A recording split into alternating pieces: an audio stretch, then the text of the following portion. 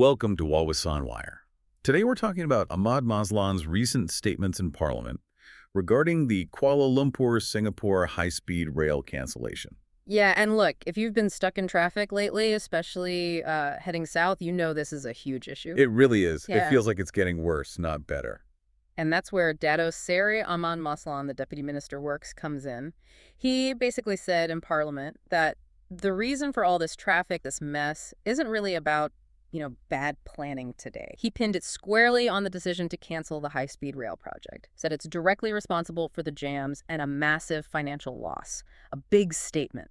It really cuts through the usual explanations, doesn't it? Blaming a single political decision for such long-term consequences. So that's what we're diving into, the fallout from that HSR cancellation. What did it actually cost us? Not just in ringgit, but, well, in lost time sitting on the highway. And lost opportunities, presumably. Right, so let's start with that core claim.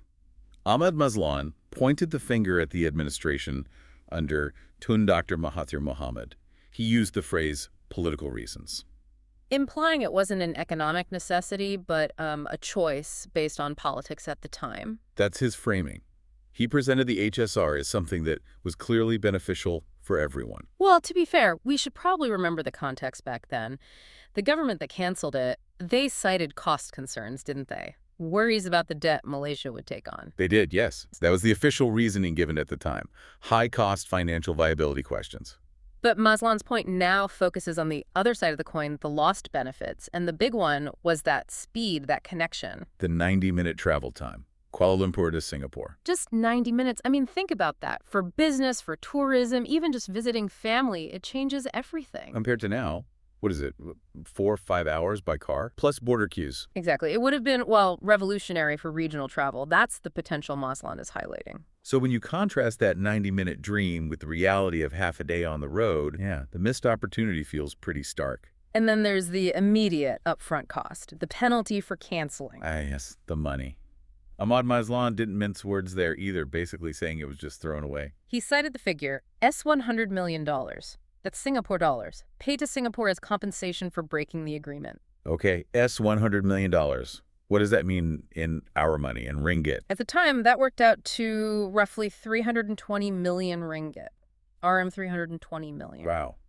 RM320 million. And that wasn't for building anything. That was purely a penalty payment. Gone. Just poof. Because of what Maslan calls a political cancellation. It's a huge sum. Imagine what else that RM320 million could have been used for. School upgrades, road repairs, hospital equipment. Countless things, really. It puts the opportunity cost idea into sharp focus. It's not just an abstract concept. It's actual money that could have been invested elsewhere.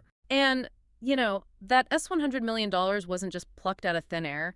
These international agreements usually have clauses covering costs already incurred if one side pulls out. Like design work, maybe land acquisition, things that had already started. Precisely. Detailed planning, legal stuff, maybe some initial site work. So real investment had already happened, and canceling meant that work, that money, was essentially written off, leading to the compensation payout. Okay, so the financial hit is clear. RM 320 million penalty. But then there's the second major point. Maslan made the ongoing traffic nightmare. Yeah, he drew a direct line from canceling the HSR to the congestion we're all experiencing now, particularly between major cities. How does that connection work, though? The HSR was mainly KL Singapore, wasn't it? How does that affect, say, traffic around Seremban or Malacca? Well, that's maybe a common misunderstanding. The HSR wasn't just point-to-point KL Singapore. It was planned with domestic stops. Ah, right. I think Seremban, Malacca, more Batu Pahat were on the list.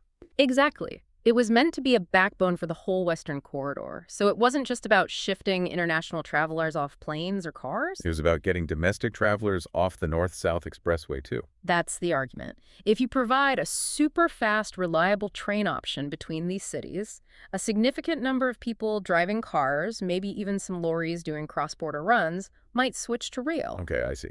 So fewer cars, fewer trucks on the highway overall, less cumulative load. Potentially, yes, which could ease congestion not just on the main stretch, but also maybe the feeder roads in and out of these cities. But instead of that high-speed solution, we didn't build it, and now the government is planning more roads. Which leads us to what's happening now. Yeah. As mentioned in Parliament, the plan is to build the Southern Postal Highway. It's in the 2025 budget plans. A coastal highway. How does that compare to the HSR? Is it a similar solution? Not really. It's a completely different beast. The HSR was about speed, efficiency, shifting transport modes. The highway is, well, it's more road capacity. More lanes, basically. Well, essentially. It's a massive undertaking, building hundreds of kilometers of new highway.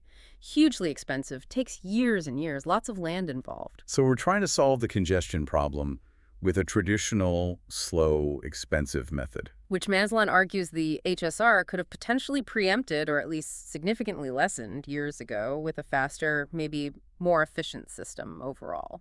It feels like we swapped a potential shortcut for a very long detour. That's one way to look at it. Maslan did express hope, though. He said if the coastal highway project goes smoothly, maybe eventually the congestion will ease up. But that's a big if and a long way off. The HSR promised 90 minutes relatively soon. Yeah. The highway relief is who knows when, years down the line. It really underscores the long-term impact of these major policy shifts. Canceling something big doesn't just stop it. It creates a problem that needs solving later, often at a higher cost and maybe less effectively. Which brings us back to you listening. Thinking about all this, the lost potential, the domestic travel aspect, the reliance now on building more highways, do you agree with Ahmad Maslan? Is canceling the HSR the main reason our roads are still so choked up today? Beyond just the traffic and the money, there's a broader point Maslan seemed to be making about, well, about governance. Yeah, he explicitly said he hoped this kind of thing, canceling major beneficial projects for what he termed political reasons, wouldn't happen again. It speaks to the need for stability in long-term planning, doesn't it? Especially for huge infrastructure projects. These things are meant to last decades, generations even. They shouldn't really be tied to who wins the next election, should they? Ideally, no. Big projects like the HSR, they need consistent support that goes beyond one government's term. You see other countries trying to create ways to protect these projects, maybe through special bodies or cross-party agreements. To insulate them from political wins. Something like that.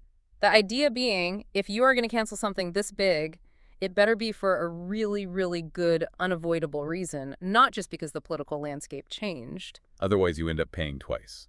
That seems to be Maslan's argument. You pay the penalty up front, like the RM320M, and then you pay again later dealing with the consequences, like building expensive highways to cope with traffic the HSR might have eased. So recapping Ahmad Maslan's points in Parliament. A costly cancellation due to politics, leading to a RM320 million payout and contributing significantly to the traffic jams we face today. The responsibility, he says, lies with that decision made under the previous Mahathir administration. It's a stark reminder, really. The cost of political decisions, or maybe policy instability, isn't just abstract political science talk. It translates into real ringgit lost from the Treasury and real hours lost by people sitting in traffic. It raises a tough question about balancing political cycles with long-term national needs. Remember to like and subscribe for more videos like this.